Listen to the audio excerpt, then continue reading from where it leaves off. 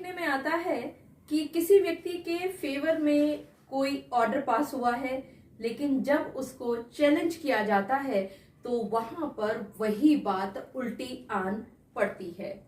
जी हाँ, आप सभी ने ठीक समझा। आज की इस वीडियो में मैं आप सभी के साथ सुप्रीम कोर्ट तक पहुंचे एक बहुत ही चर्चित केस का पॉइंट टू पॉइंट डिस्क्राइब आपके साथ करूंगी। मैं एडवोकेट मोहिनी मोना आप सभी का पुनः स्वागत करती हूं और आप सभी देख रहे हैं अपना पसंदीदा चैनल मोहिनी मोना एडवोकेट। अगर आपने मेरे इस चैनल को अभी तक सब्सक्राइब ना किया हो या मेरे इस चैनल के लिए नए हैं तो इसको जल्दी से जल्दी सब्सक्राइब कर दीजिएगा, ताकि आपको इसी तरह के लीगल इंफॉर्मेटिव वीडियोस की नोटिफिकेशन सबसे पहले मिल सके। सबसे पहले जानते हैं कि इस केस का टाइटल क्या था और ये कब पास किया गया। ये केस जिसका जिक्र मैं आपके सामने कर रही हूं उसका टाइटल है नीता प्रकाश जैन वर्सेस राकेश जीतमल जैन, और ये ऑर्डर पास किया गया था सुप्रीम कोर्ट के द्वारा 20 जुलाई 2010 को। इस चर्चित केस में सुप्रीम कोर्ट ने बॉम्बे हाई कोर्ट के इम्प्यून्ड ऑर्डर जो कि पास किया गया था 21 सितंबर 2006 को, उसको सेट असाइड कर दिया था। आखिरकार ये केस था क्या, इसको स्टेप बाय स्टेप समझते हैं।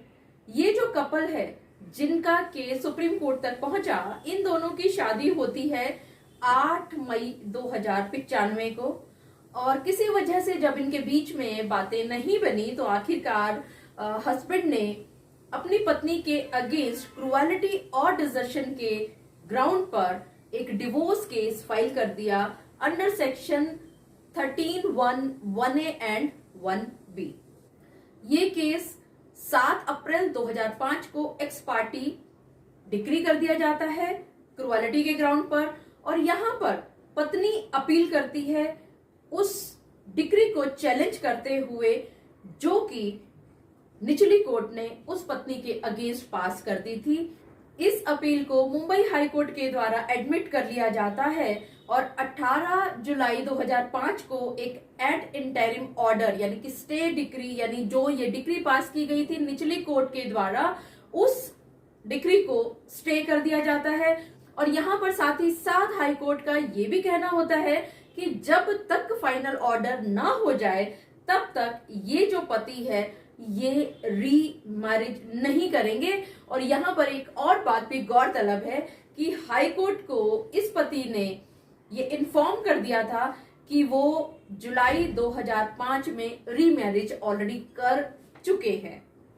यहाँ पर जो पत्नी पहुंची थी मुंबई हाई कोर्ट में निचली एक्स पार्टी ऑर्डर के अगेंस्ट चैलेंज करते हुए, उन्होंने इस रिस्पोंडेंट यानी इनके जो पति हैं उनकी जो रीमैरिज है उसको डिस्प्यूट कर दिया था।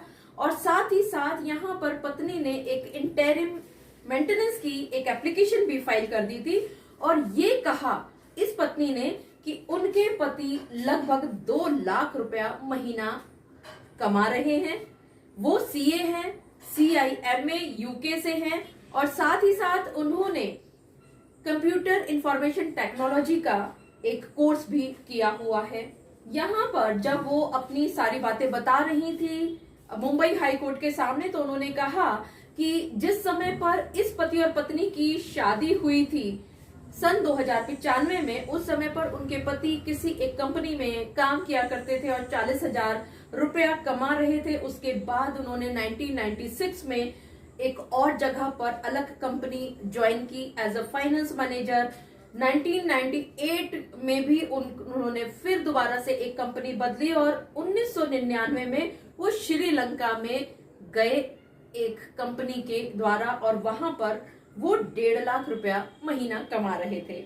यहाँ पर पति महोदय ने कहा कि जिस समय इस पति और पत्नी की 1995 में शादी हुई थी उस समय वो सिर्फ 7,000 रुपया कमा रहे थे, और जब उन्होंने धीरे धीरे अलग अलग कंपनियां बदली तो किसी में 15,000 रुपया और किसी में 20,000 रुपया तक उनकी सैलरी मैक्सिमम थी। और जब 5-6 साल उन्होंने अलग अलग कंपनी में काम कर लिया तो उन्होंने अपना एक बिजनेस अलग से एस्टैब्लिश किया, और उसके अंदर उन्होंने 30,000 रुपया मासिक कमाना अपना बताया।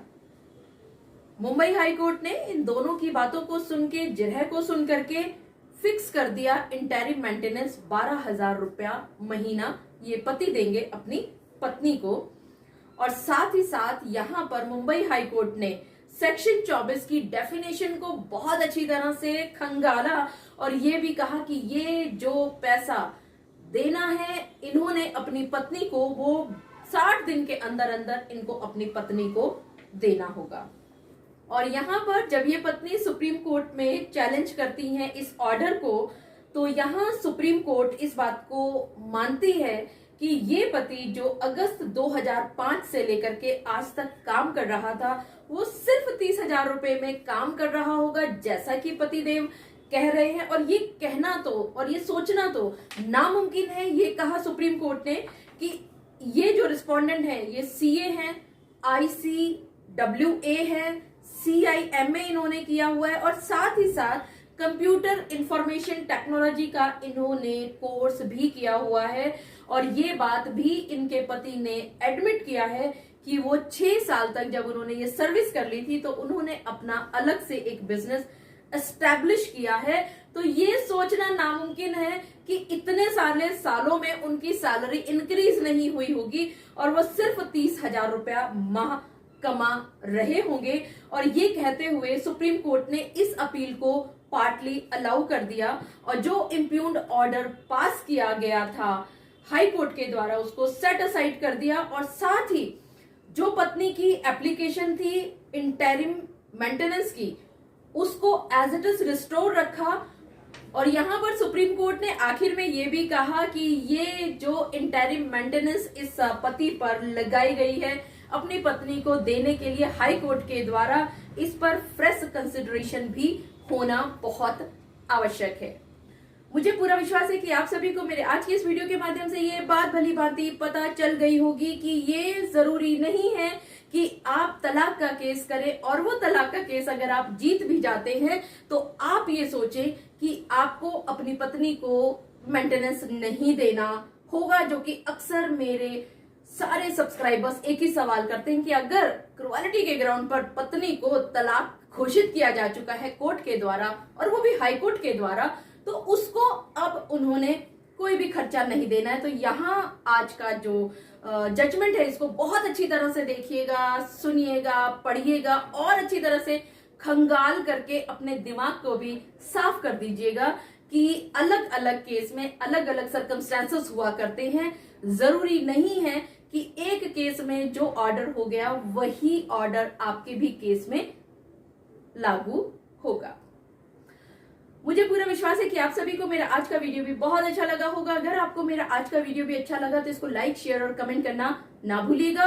और हाँ, अगर आप मेरे इस चैनल के लिए नए हैं तो इसको जल्दी से जल्दी सब्सक्राइब कर दीजिएगा ताकि आपको इसी तरह के लीगल इंफॉर्मेटिव वीडियोस की नोटिफिकेशन सबसे पहले मिल सके। अपना और अपने परिवार का बहुत अच्छी तरह से ध्यान रखिएगा।